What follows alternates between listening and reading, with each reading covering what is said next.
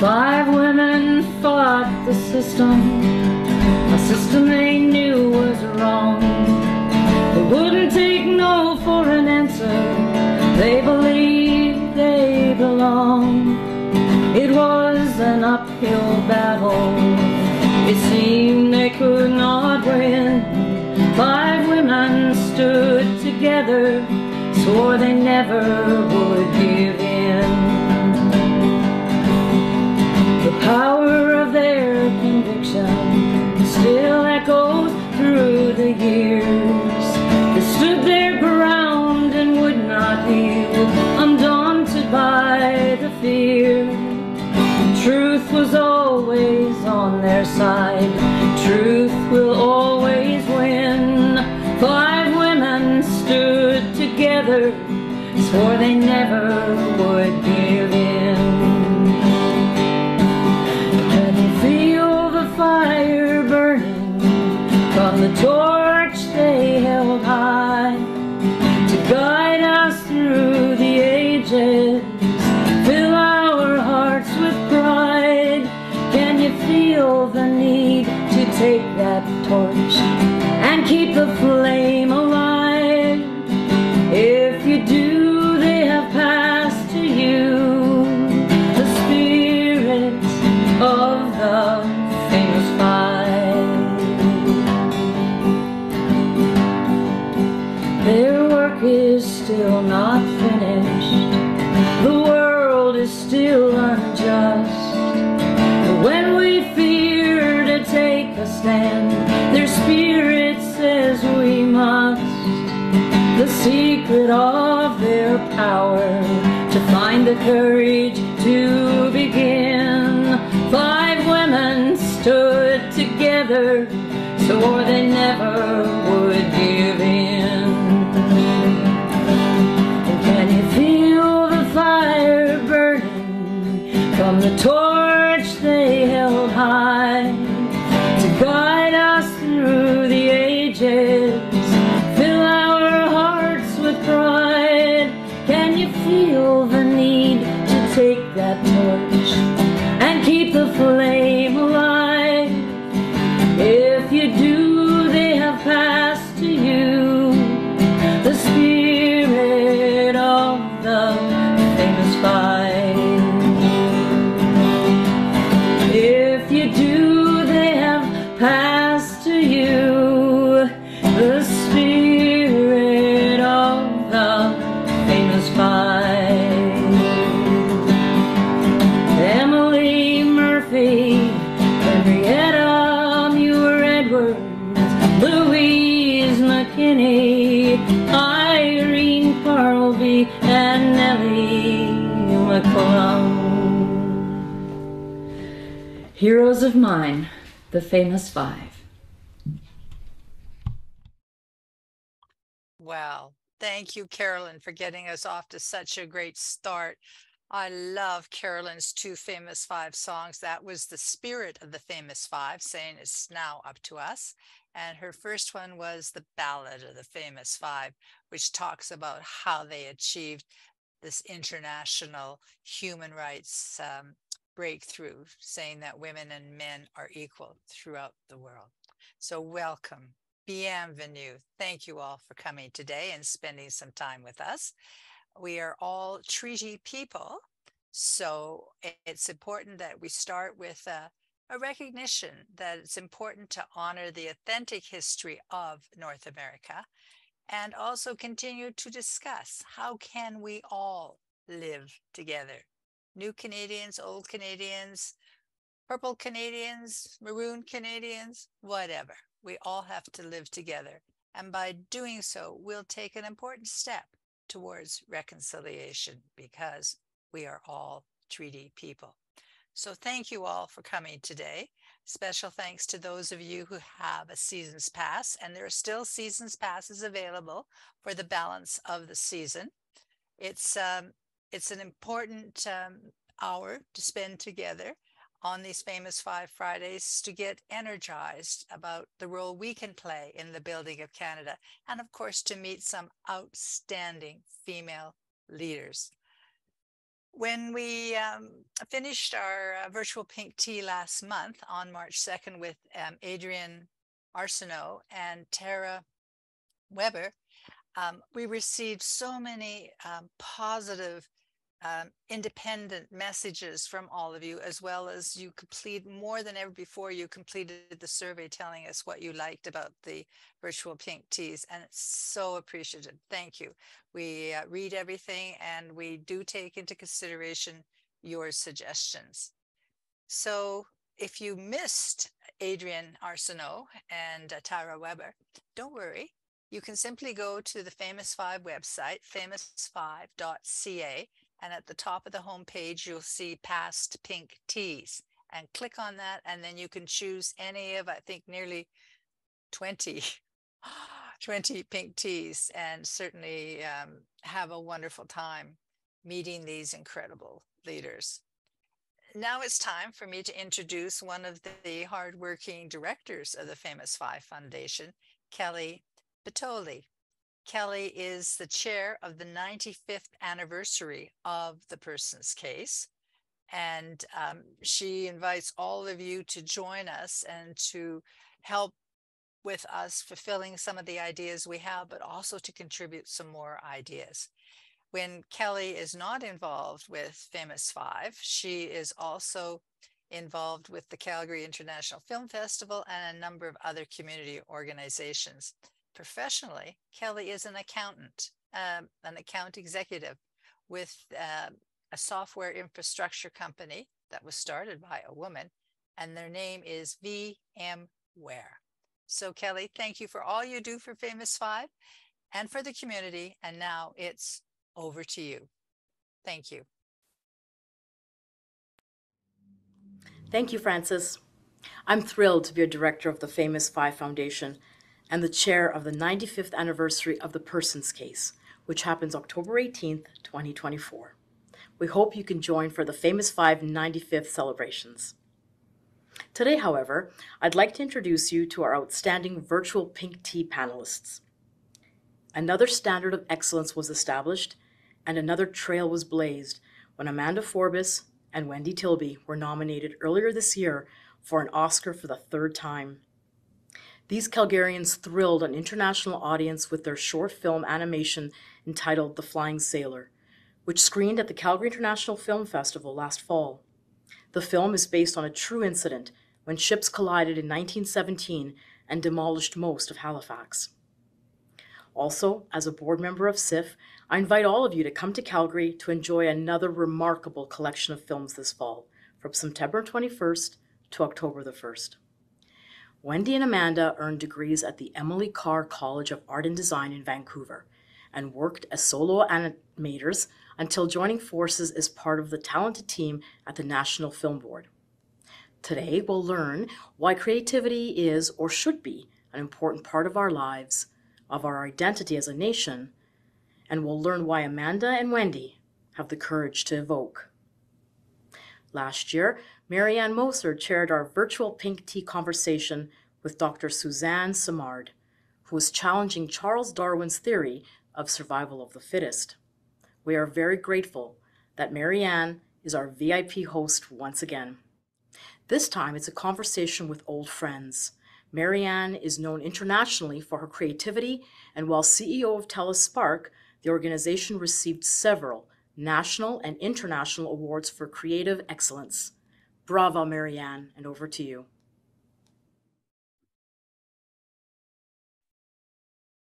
Thank you. You're right. Full disclosure, I've been hanging out with Wendy and Amanda for a couple of decades and have spent many hours over puzzles and wine talking about important things. And I have never tired of learning about them, their perspectives, what motivates them. So it's a real honor to continue the conversation in this Famous Five context. These are the conversations that make the world feel good and right. So Amanda and Wendy, let's spend the first part of this talking about you as artists. And then in the second half, we'll dive into that spectacle known as the Academy Awards. So to start, hello. Hello, good morning. Can you tell us a little bit about your upbringings and what experiences might have influenced, or I want to use the word foreshadowed, the fact that you were, you had it in you to become among the very best in the world at what you do. I know it's easy for me to say that. It's hard for you to say that. So maybe you could describe each other's upbringings. Well, as a way to deflect that question, actually, before I answer that question, we want to add a little footnote that Marianne, you are a huge inspiration to us. Yeah. As a friend and as a leader in our community, we Yeah, never cease to be amazed by you. No, we usually stand in awe, actually, Marianne. I don't know if we communicate that, but we do. Over the And past. because we that first question we find slightly uncomfortable, we have decided to answer for each other because we feel we are qualified. We've known each other almost 40 years. Oh. Yeah, which sort of shocks us every time we realize that. We've been working together almost 30 years, but we know something of each other's families and upbringings. And so I will begin by saying that Amanda's parents, who are now departed, were very, very interesting people. Her dad, an archaeologist, her mom, her mom was a person larger than life in many ways and very sort of theatrical, a very good raconteur, I would say. She was, yeah. And Amanda has qualities of both of her parents, but she grew up in, I think, quite an intellectually lively home, I would say. You were steeped in ideas and culture, and I think they instilled in you confidence and curiosity. I would say that was true. And her mom was an artist. She went to art school in Ontario, right? No, in Vancouver and Calgary, actually. I thought she went to OCA. Okay, I'm sorry. No. And her mother was also part of Calgary's art community in the 60s and 70s. Yeah, back when it was very lively, very interesting back then. Yeah. And I think that certainly influenced Amanda and her abilities as an artist. She's extremely adept at drawing and painting and that sort of thing.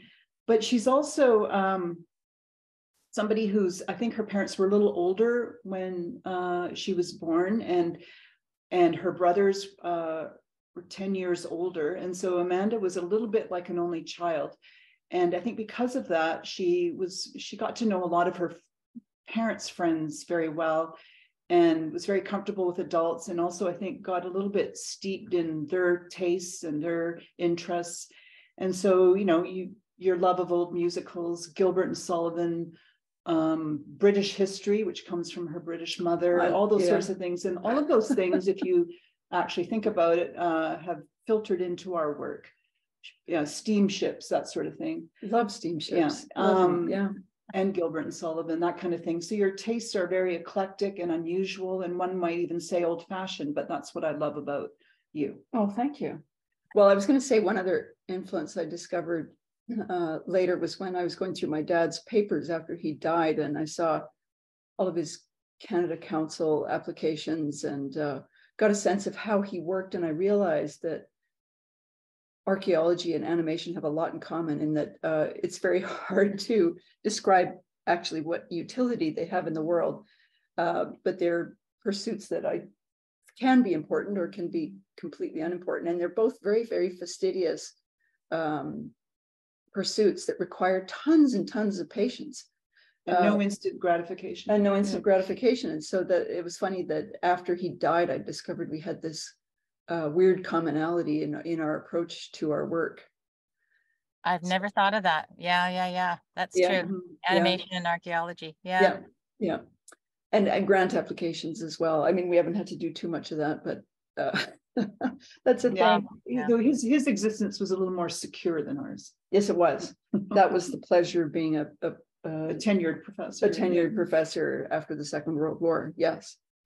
So Wendy's family, equally interesting in quite a different way, that her parents were both, her mom is still alive, her dad died a few years ago, were and are both very, very creative and independent people who forged their own lives from scratch. And Wendy's dad invented a machine that has yet to see fruition in the marketplace, but it's a machine for sugar separation that he dreamed up on his own, which is absolutely astonishing. And her mom, they just loved architecture and interior design, and they were just constantly doing these sort of bold things of buying houses and flipping them long before people did things like that. And Wendy's brother was involved in it. And so and Wendy's dad painted and drew and made these absolutely beautiful little cardboard machines. I mean, extraordinary acts of craftsmanship. So, and her older sister is a painter. So it's just a very lively household full of artistic endeavors. And they also loved their work. They loved to work. They loved diligence, and that was fostered in that household. And Wendy's an extremely diligent worker. I'm a little bit of a flipperty gibbet compared to Wendy, but she can sit down and work, and it's a quality I really admire, and it gets results. And what's interesting about her is that her tastes are quite different than her parents, and so she did that. I feel like I didn't fall far from the tree from my parents in a way, but I feel like Wendy rolled some distance. I've tried. Yeah, so she just kind of changed her outlook, and this is one of the things I find most amazing about her is she had all that good material to start out with, but then she took it and went someplace even better with it. I feel like she has all these amazing instincts for editing and for craftsmanship and for sound and all the aspects of making a film. It's not just animation for her at all. And so those are some of her qualities that I admire that kind of grew out of her family background. You know what? In listening to the descriptions of both of your families, you were both born to parents who were pathfinders, right? They all followed their own path, and that's true. Yeah. Mm-hmm. Like in that word create, they literally created paths that didn't exist before. And thinking about the famous five, that was one of the things that they did, and obviously that you have done, because you created a path that very, very few get to take. And we'll talk a little bit more about that in the second half. But certainly creating a path that hasn't been taken before takes courage. So courage is a word that came up in the questions prior to this conversation. It might not be the exact right concept, but does it take courage to be a maker of animated short films? And if not courage, what unique skill does it take? I think that being an artist or putting your work out there does take some courage, and people don't realize that it is a form of bearing your soul, for sure. And you are putting yourself up for judgment and scrutiny, and sometimes you get praise, which we've enjoyed a fair bit of. We don't enjoy grateful, but criticism. It's not universal. It's we get criticism, yeah. And you have to have a thick skin, which is sometimes not easy. But regardless, that moment when we make a film and it's first screened is absolutely terrifying for us. And even the first few months of a film's life can be it's a very vulnerable time for us. So one has to be prepared for that. And then, as Amanda was alluding to earlier, I mean, with archaeology, it's just so much work, and I don't know if that takes courage or not, but animation is not for everybody, and a lot of people can't tolerate that delay of result, and that gamble of result. Is it going to work or not? And you never really know until it's finished. And one of our films, Wildlife, was made over a span of 7 years, and we weren't working on it that whole time. We were working on commercials and other things, but that's a long time to invest in something where you have no Too long. idea Too if long. it's too long, really. Yeah. But it's, you know, some novelists can relate to that. It's similar to that kind of endeavor, I would say. Yeah, and then also there's the financial precarity. The way we work is we periodically work with the National Film Board and make a film, and then in between those times, historically, we've made commercials, and we haven't had to seek out work particularly. It has tended to come to us, but it means you live with that kind of freelancer insecurity, and eventually you get hardened to it. But that is taxing, and I think some people can't do that, cannot face that kind of lack of security. So that takes a certain kind of courage, but you do get used to it, and we're paid off by the fact that we basically get to do what we want a lot of the time.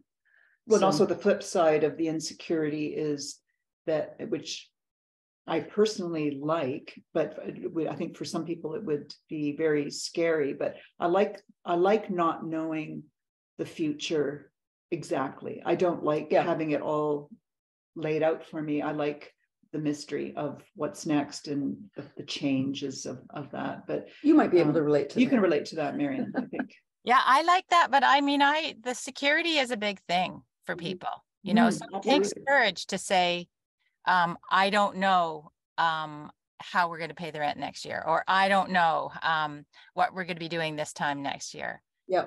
You know, that does take courage. And it also, I mean, it does take courage to put your work out there for sure, especially how long does it take typically to make one of your films?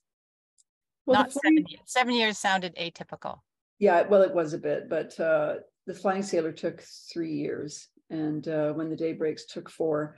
So they're just so heavily crafted. There's so much density in every frame, and we're a very small crew. If you watch a animated feature film, there are hundreds and hundreds and hundreds of people working on them, upwards of 400 or 500 people. And we're usually about 3 or 4. So and mostly 2. And so mostly 2. Yeah, it's only this sort of very, very few of the roles are other people. So we do most of it.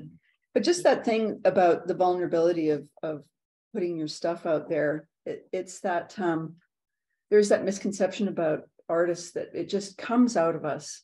It's just this gift from the gods, and it comes out of you fully formed. And actually it's a lot of agony and a lot of time. And I think another thing that people don't realize is that I always remember this drawing instructor I had saying, when you make a drawing, you are standing out there naked in front of God and everybody. And if you have a practiced eye, if you draw yourself, or drawing is a subject of interest to you, you can tell things about a person that are hard to verbalize, but things about them. And so if you extrapolate from that, here we make something out of nothing. That creation is entirely, we have to take responsibility for every inch of it. And that's a little bit horrifying sometimes. That's why commercials are sometimes a relief from making our own films, even though we'd much rather make our own films. But with commercials, we can offload exactly that. Well, if it's your funeral, if it's crappy, it's the ad agency's fault. That's what you wanted, Yeah. And there's a real tension between that, being a creative person, you're creating every day, but there's a huge labor to it. Oh, yeah. And it's not always fun. Quite dull. Talk to us a little bit more about some of the misconceptions that people have about being a filmmaker. Well, with animation, they always think that we're fun and wacky. And, I suppose we have wacky moments, but we're not especially wacky people. And nor is animation always fun. It's as we've been, beating to death, the idea that it's a ton of work and sometimes sometimes drudgery. Thank God for podcasts, because then you can just motor through it. But if you're working on a shot that has 130 frames in it, you have to create those 130 frames from scratch, one way or another. So do you two have a special gift of getting through that drudgery? Is that one of the things that sets you apart? Is that you can see the finish line? I think that's a requisite ability for animators. You have to be able to see something through the long and boring bits. It's a personality trait. I mean, some people can't do it and some people can. So it's just a personality trait, I think. Yeah, I don't know that has anything to do with our specific films or filmmaking. No, I don't think so.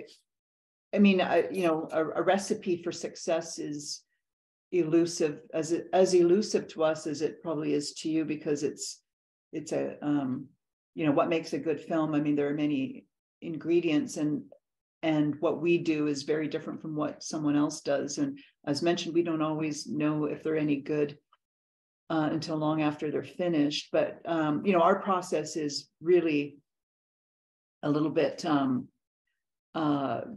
it's very experimental, it's very organic. We feel our way through a film. We don't have it all laid out in advance. We don't storyboard and then lock that and then execute it.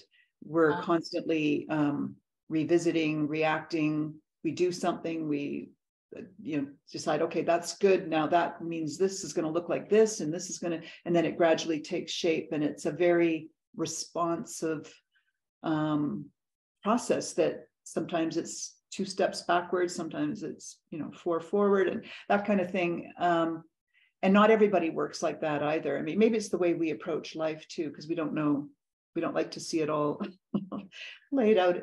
Well, it does keep it interesting. If you were to plan a film, storyboard it, and execute it, it means that the better part of the production is just execution. It's not creation in a sense, and therefore it's less interesting. You have to.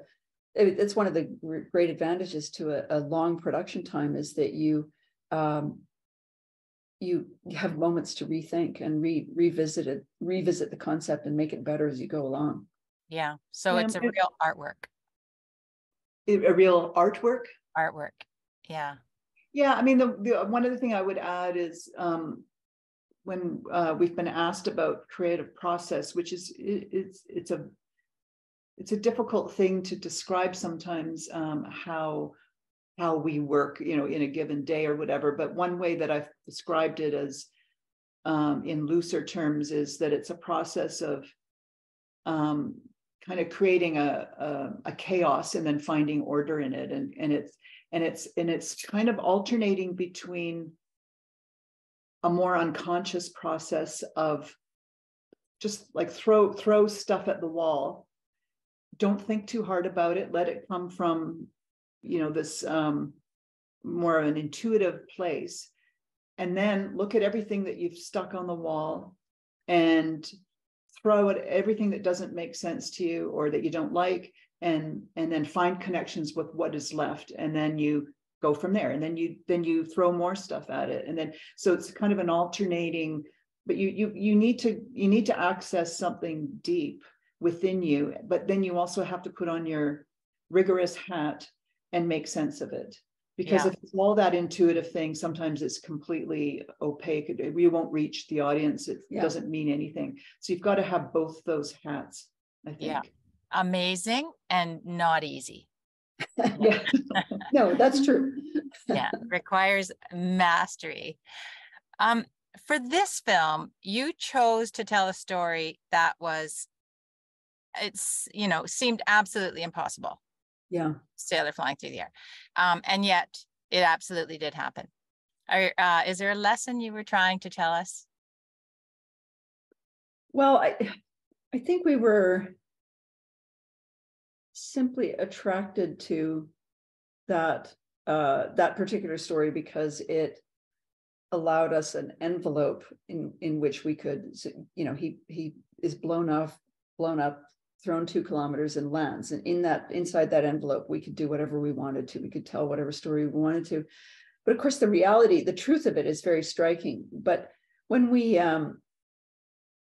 first started working on it, we thought, how important is it that people know it's true? And then we decided it was very important because it gives it a heft that it wouldn't have otherwise. It would just be a flight of fancy. So it's not that interesting. But it did eventually turn out to be about about resilience on a certain level. And because it defies belief that somebody could survive that. And you can't help but admire him for it, even though it's just pure chance that he survived. But there's something about a person picking themselves up out of a disaster that's very poignant. And so I guess we were leaning on that a little bit. But we also, I think we were interested in the sort of transcendent aspect to it, that the real story is astonishing, and that was kind of a great setup. But really the story for us begins when he's launched and by the explosion. And we were interested in the subjectivity of it. What was that like for him? And we were basically interested in the fact that it is a near-death experience. And we wanted to take that, what would have been a few seconds in the air, and make it into a few minutes of film. And as Amanda said, completely make it up. But it's that suspension of hanging between life and death, and what that means and what that tells us about life that interested us. And I guess in a larger sense, it is about those moments in life when everything changes, when, you know, everybody has those Halifax explosion moments when bang, everything, oh, okay, everything's different. It's you know, Usually not in a nice way. Usually, you know, a death, a diagnosis, a loss, a divorce, all those things that cause us to have to rejig. And I mean, people do talk about near-death experiences in very interesting ways, and they're all very similar, but the experiences themselves, and that sense of reviewing life and becoming at one with the universe, and it does change people's view of their lives, their subsequent lives. They look at it differently. They stop fearing death. They make more of their lives in a way. So we kind of wanted to just, I mean, the film doesn't go into that, but we wanted to provoke that.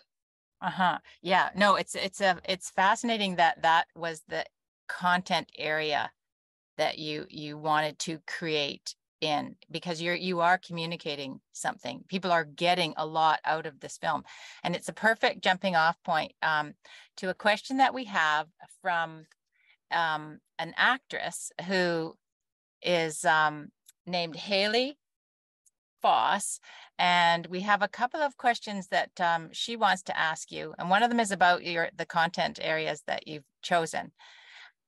Let me just introduce Haley. She's a film, commercial, and theater actress, originally from Alberta, and forging a path internationally. She's now based in New York City. She's a graduate of the Neighborhood Playhouse School of the Theater, and she began her career in Canada with a music video playing on country music television, and she's been in 2 feature films, and she will be making her off-Broadway debut this fall. Yay. So here is the first of Haley's 2 questions.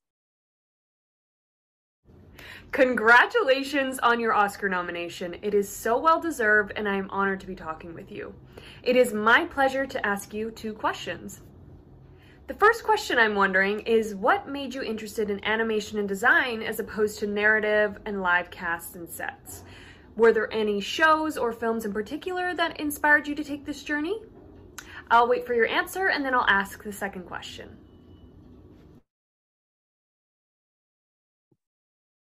Should I hit that one? Sure. Okay. When we went to, we have very similar trajectories in that we each did a couple of years of university and then found our way to art school. And in art school, we both thought we were going to film. Wendy was thinking documentaries and I was thinking fiction. And the live action world it's a very collaborative environment and tends to be quite hierarchical. And so then I think we each took an animation class and suddenly thought, wow, you can do your own thing. You don't have to be dependent on a giant crew and special effects, and you don't have to work your way up through the hierarchy. You can make your own film. And we also had in front of us the example of numerous fantastic women animators through the National Film Board, and actually even through the Emily Carr program itself. There've been some really good student films by women roughly our age.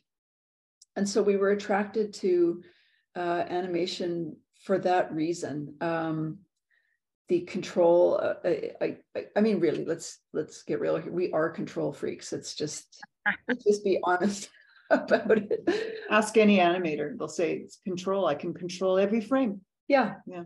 But also in one of my student films, I wanted to make a man fly to the moon, and I couldn't do that in live action. And so I thought, wow, I can do anything. And that was a thrilling sense of just release from the bonds of what was available to me in live action. So I think that was why we both were attracted to it. And of course, we both have visual art backgrounds as well.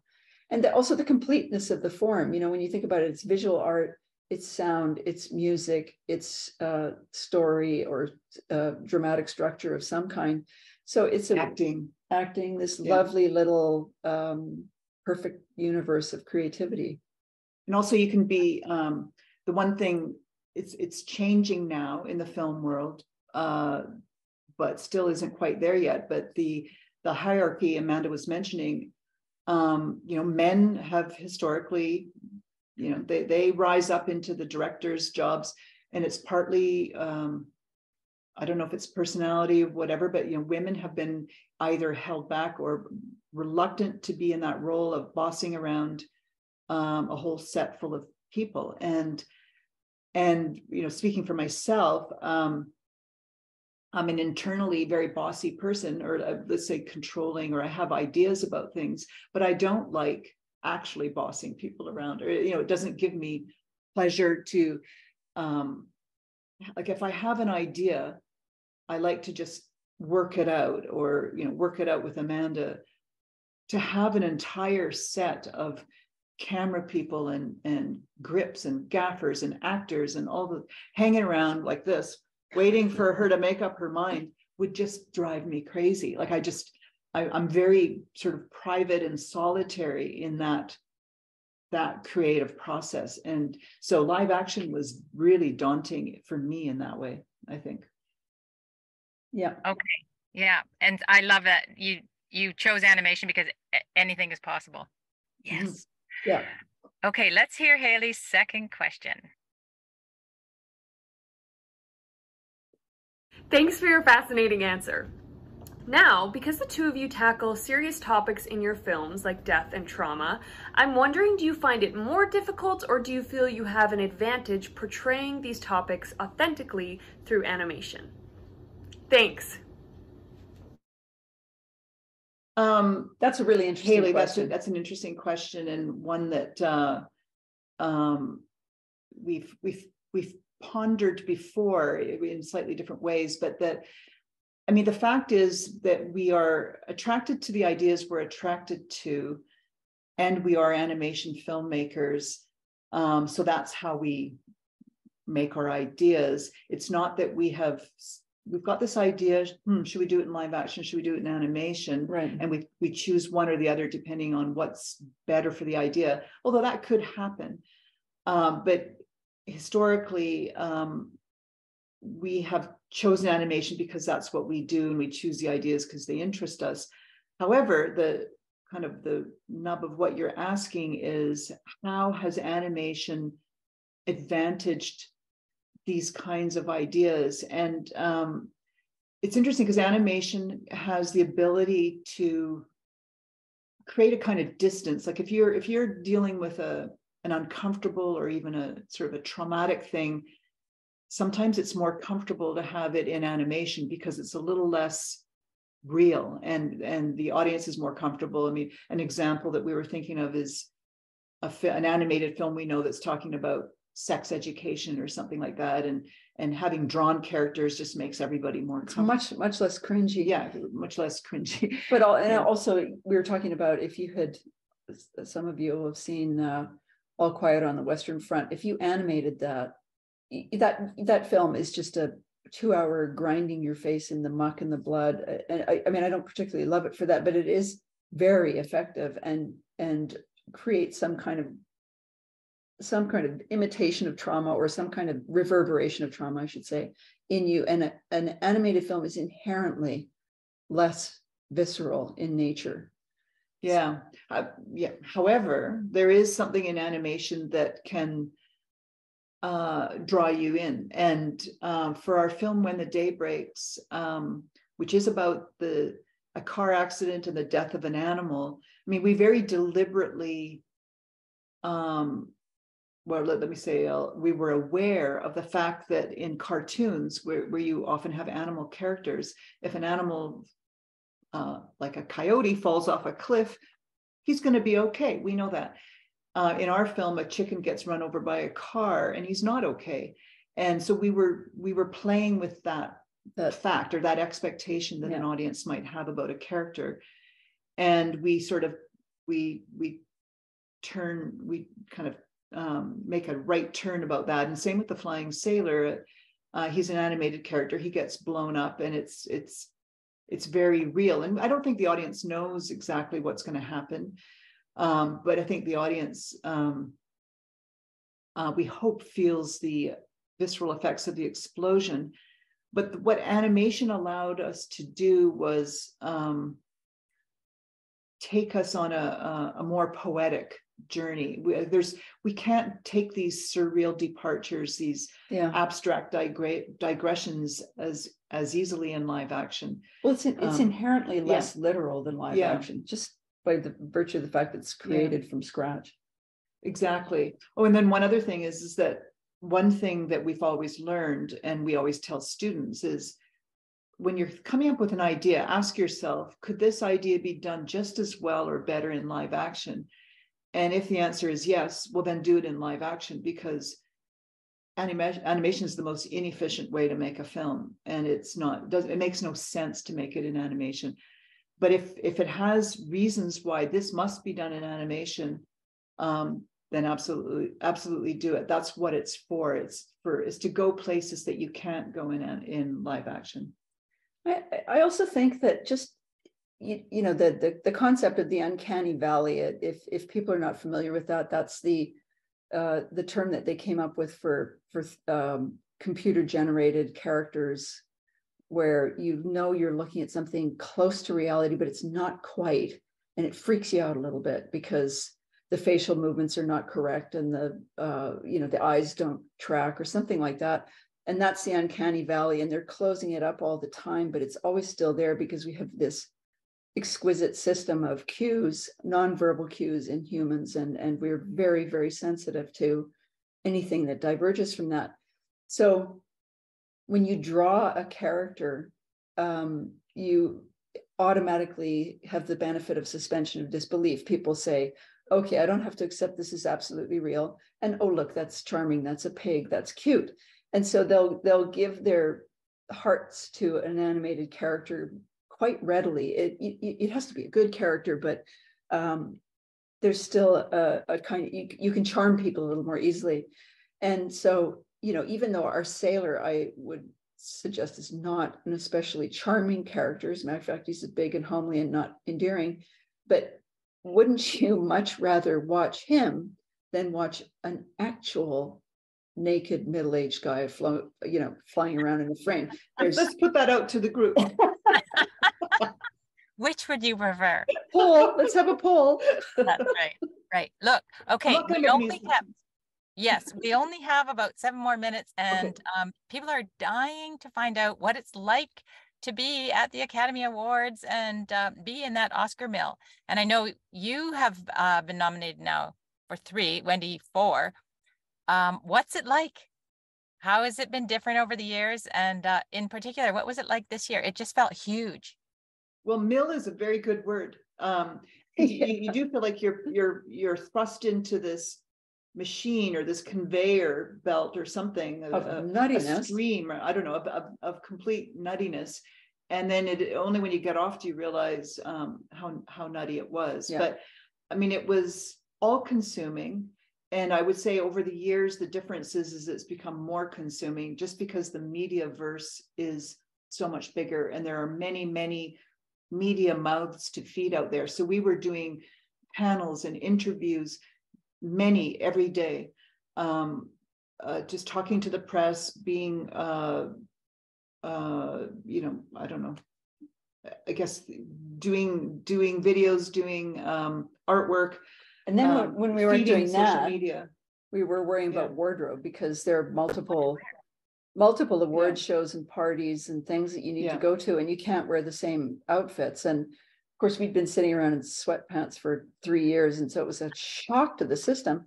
So with all those things, it was basically a full-time job from the announcement of the nomination to actually getting there. And not to say it wasn't fun. I mean, there were definitely really fun parts. And I mean, it's nice to get such positive attention all the time, but it's also we're not going to lie, it's onerous to be on camera all the time, to be demanded of all the time. I mean, we're kind of introverted, and you know, we're animators. We have heaps of time of solitude and quiet, and so this is the antithesis of that. So that it's not easy, but it's fun, and it's a ride.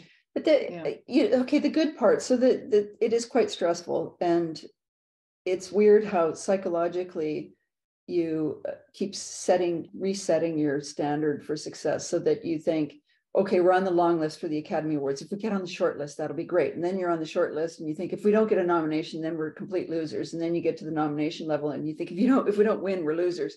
And so you have to keep readjusting that natural human tendency to only look for what's wrong rather than what's right. And that's hard and exhausting. And then there are people out there who say, boy, if the flying sailor wins, I'm going to kill someone or something. You know, they're those sort of, there's that kind of negativity that goes along with the social media sphere that is a little bit icky. And that's new this year. I mean, the social media online stuff is way more than it ever used to be. And so you have to keep trying to build your skin, get your skin thicker. But by far the best parts were the luncheon, where you get to hobnob with a bunch of actually very gracious and pleasant celebrities was really fun. But I think the most fun was celebrating with friends, and the pleasure that other people took in our success. That was lovely. And you realize, you know, you're always trying to mediate it for yourself and say, well, it's not really serious. It's not really, a final judgment on our work. Let's not get all carried away, those kinds of things. And then just the sheer pleasure other people took in it reminded us that it was fun. And that's why we were there. And so that was really the best. And you said when you came back, I know we were on a walk, and you said, just completely unsolicited, you said that the thing that really moved you and amazed you was the support you got from women. Oh, yeah. Yeah. Oh, completely incredible. And that was, I mean, twofold. I mean, one being the women who stepped up in Calgary, who helped us find clothes and everything, because we had a really short amount of time to get ready, and we had 3 trips to LA within about 4 weeks. And that was, the travel was hard. And so we had a woman that we heard about from somebody in the dog park, said, you got to call Crystal, she's a stylist. She got us in touch with somebody who made us tuxedos, because we decided that was much easier than getting dresses made. And she did a fabulous job. And somebody who, then we found jewelry, and somebody helped us with makeup, all these women, and they're kind of entrepreneurs, all these women in Calgary that we met through this, doing amazing things. And they were all really nice, really great, really excited for us. The woman who made our tuxedos came down to LA to iron them. And she's had friends there anyway and everything. And she showed up at our hotel. She pressed our suits. She did up my buttons, which were hard to do up, and put on my cufflinks and all that sort of thing. And it it was amazing. And then other people put on a party at the Cold Garden, the brewery. Yes, more women. Yeah. And then also in Hollywood, going to the Women in Film party, you became aware, and the Women in Film party was to celebrate women nominees. And the women we talked to who were just right in the middle of major productions, and how easily we bonded and easily we celebrated with each other. It just felt like a critical mass of women doing big things. And it was really exciting. And we were all on each other's sides, and it was just lovely. Yeah. Yeah. Oh, yeah. No, that is so moving. And just to wrap up, I mean, we've heard a lot about the patience and the dedication and the commitment to craft as well as art that it takes. How many times did you have to draw that sailor's penis? Oh, the penis question.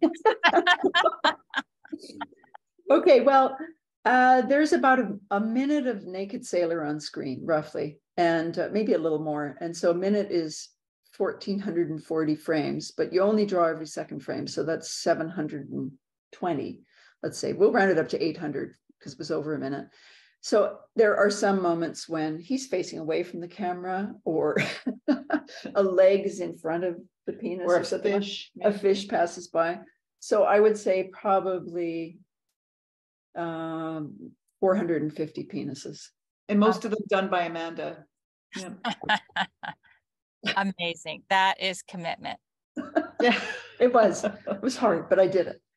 Well, we were all so proud of you in Calgary. It's true. It felt like the whole community had, was on that red carpet with you. Well, thanks, Emma. Thank you. Thank you.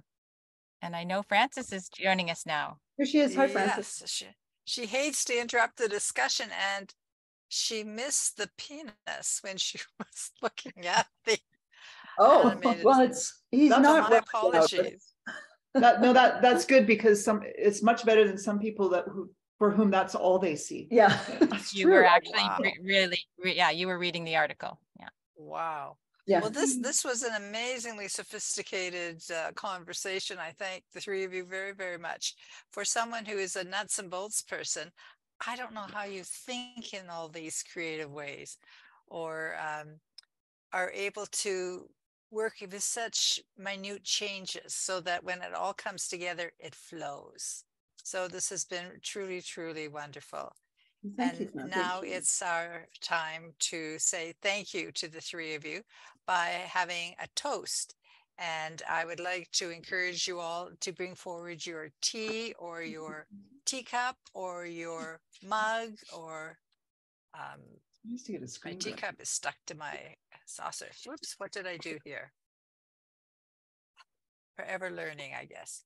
So let's start by saying a toast to Amanda and Wendy, who truly are at the level of international excellence when it comes to animation.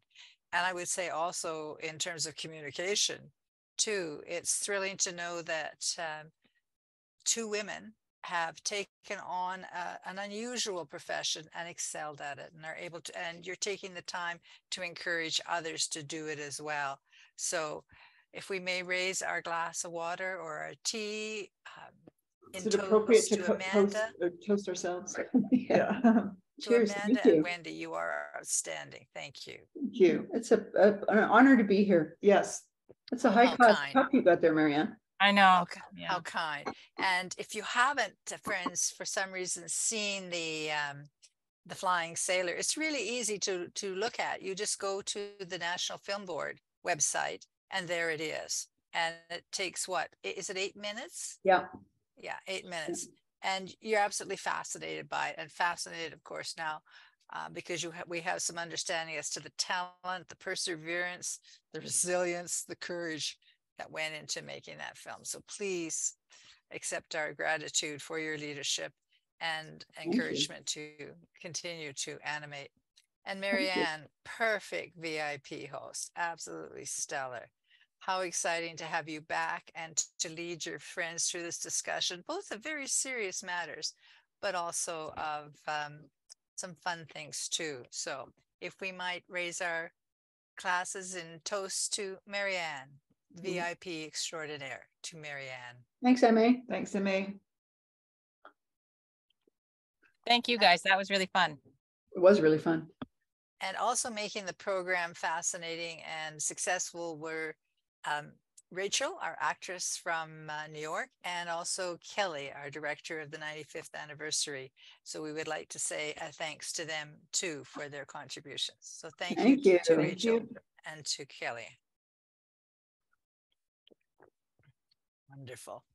And now I would ask that Amanda and Wendy and Marianne just relax for a moment and turn off their audio and their camera, I guess, while I bring you some Famous Five news, and then you will come back at the end too, because we need you to show others that you realize that leadership is in all of us.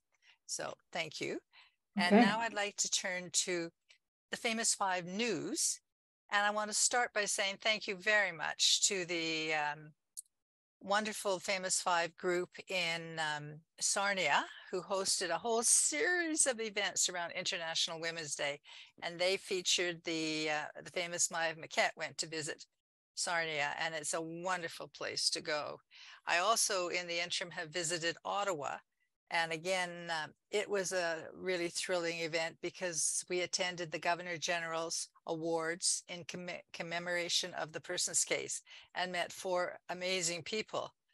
And that night, the Ottawa Famous Five group hosted a reception, and it was so riveting to hear the women talk at greater length about the work they're doing and what's happening to make life better for women and girls in Canada. So our thanks to Sarnia's group and also to Ottawa.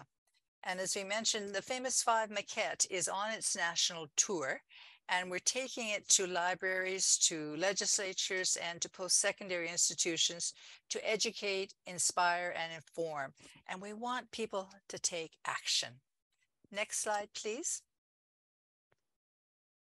Next, thank you. The Famous Five are Canada's Democratic champions.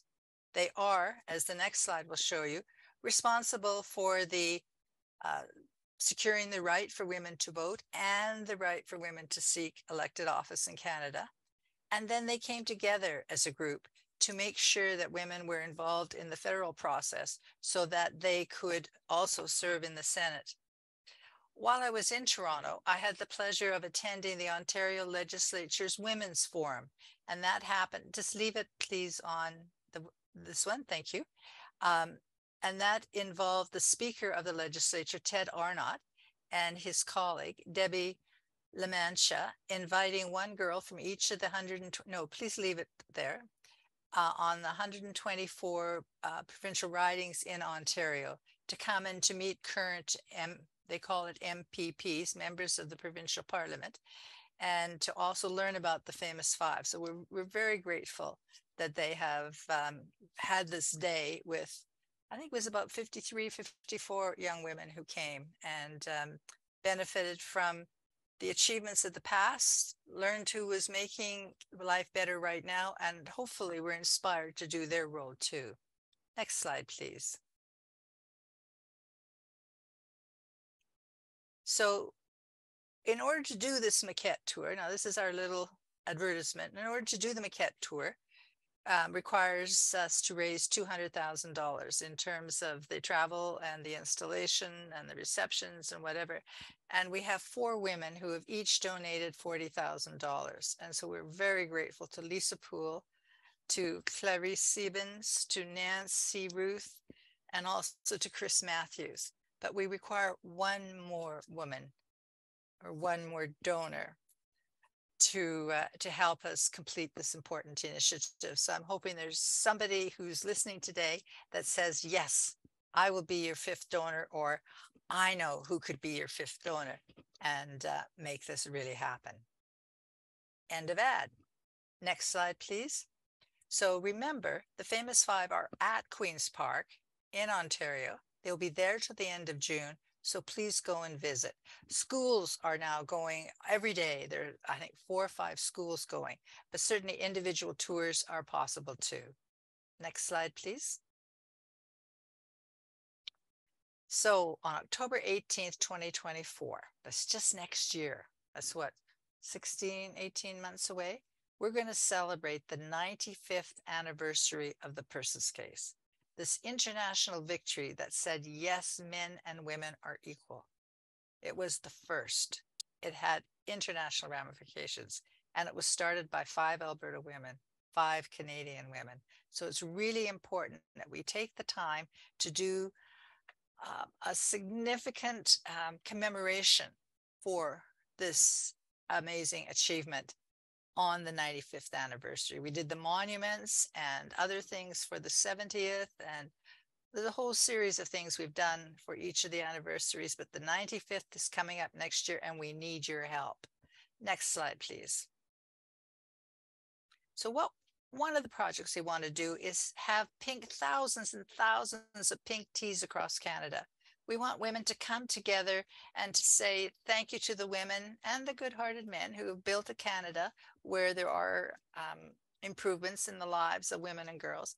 But we also want you to think about what you and your friends can do to make Canada a better country, and make Canada particularly a better country for women and girls, because unfortunately, there still are areas that need to be addressed, resolved, stopped. So think about having a pink tea this year.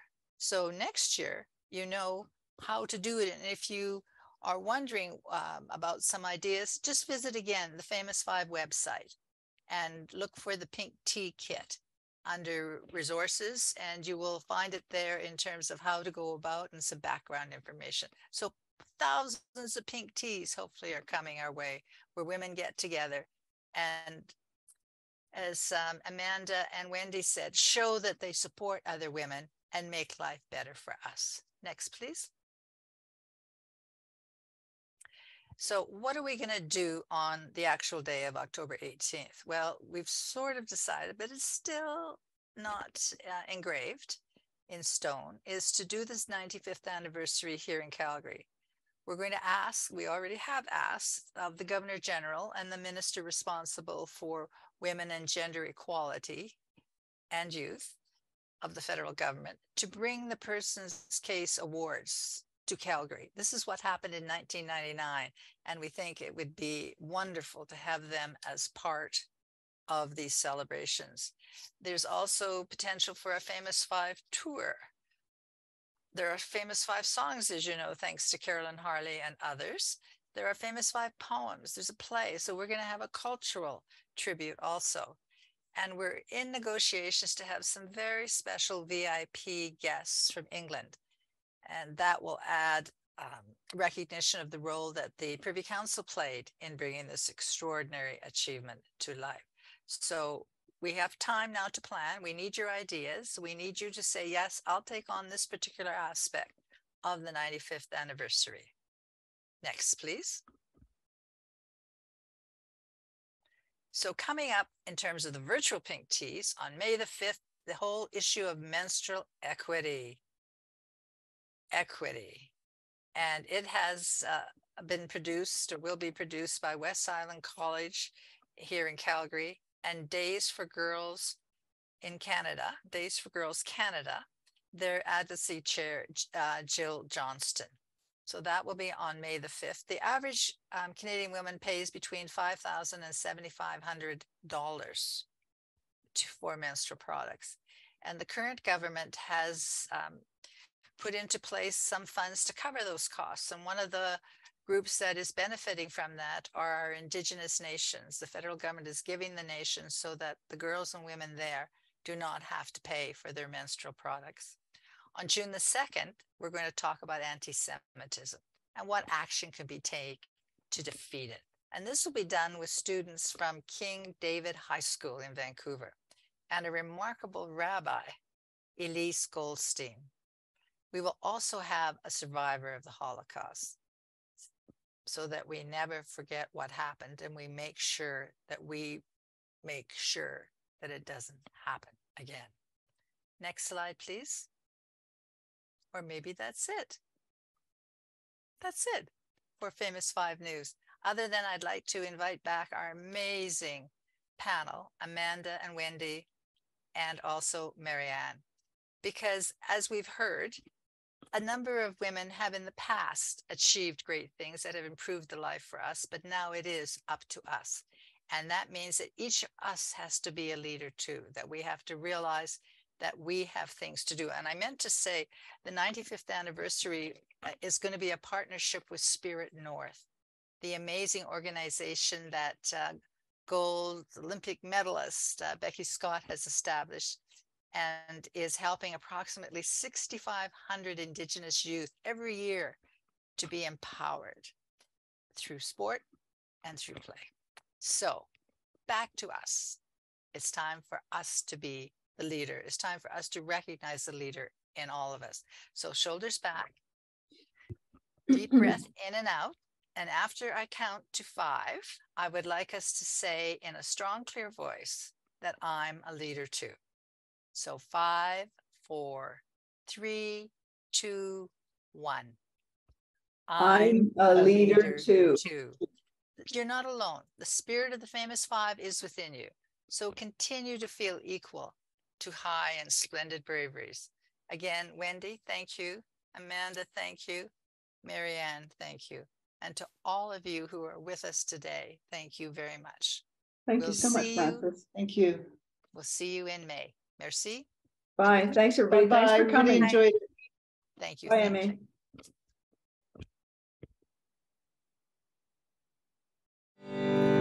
Five women fought the system, a system they knew was wrong.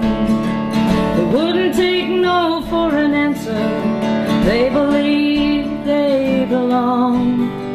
It was an uphill battle, it seemed they could not win.